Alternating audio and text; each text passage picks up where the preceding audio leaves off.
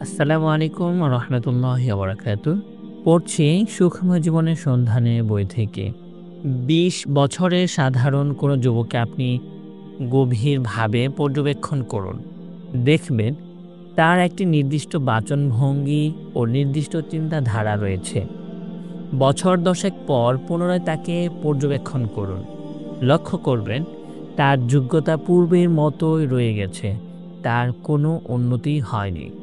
পক্ষান্তরে আরেকজন যুবককে দেখবেন প্রতিদিনই তার উন্নতি হচ্ছে, প্রতিনিয়ত সে নিজের যোগ্যতার বিকাশ ঘটাচ্ছে। এমন কেন হয়? আসুন আমরা বাস্তবতার নিরিখে বিষয়টি অনুধাবন করি।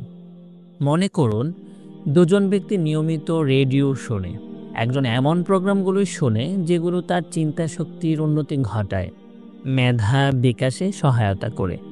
এর মাধ্যমে ভাষার দক্ষতা, উপস্থাপনার শৈলী এবং আলোচনার পদ্ধতি ও বিতর্কের কলা কৌশল সে আয়ত্ত করে নেয়। পক্ষান্তরে দ্বিতীয়জন শুধু নাটক ও গান বাদ্য শুনে সময় নষ্ট করে। এবার বলুন ৫-১০ বছর পর দুজনের চিন্তাধারা কেমন হবে? দুজনের মধ্যে কার যোগ্যতা বেশি হবে? নিশ্চয়ই প্রথম জনের। কেবল যোগ্যতাই নয়, দুজনের আচরণ ও উচ্চারণেও আপনি লক্ষণীয় ভিন্নতা অনুভব করবেন।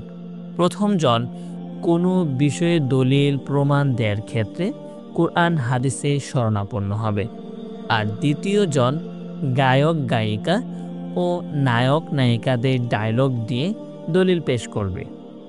এমনই একজন একদিন আমার সঙ্গে কথা বলার সময় হঠাৎ বলল, আল্লাহ তাআলা বলেছেন, হে বান্দা, তুমি চেষ্টা করো, আমিও তোমার সঙ্গে চেষ্টা করছি।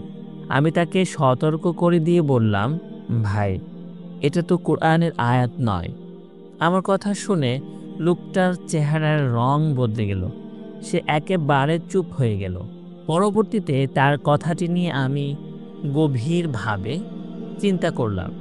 এটা মূলত মিশরীয় একটি প্রবাদ বাক্য। আমার কাছে স্পষ্ট হয়ে গেল। কোনো ধারাবাহিক নাটক শুনতে শুনতে এই প্রবাদ বাক্যটি তার মনে গেঁথে গেছে।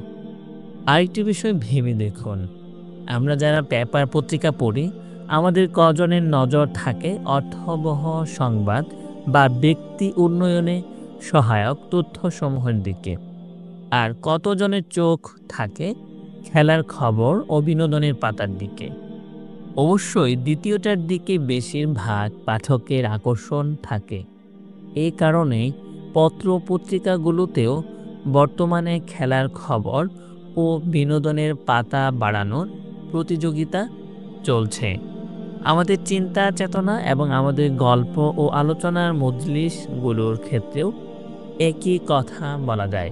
সর্বত্র আমরা বিনোদনকে প্রাধান্য দিয়ে থাকি। আপনি যদি জীবনে বড় হতে চান, তাহলে প্রতি মুহূর্তে আপনাকে নিজের উন্নতির কথা চিন্তা করতে হবে।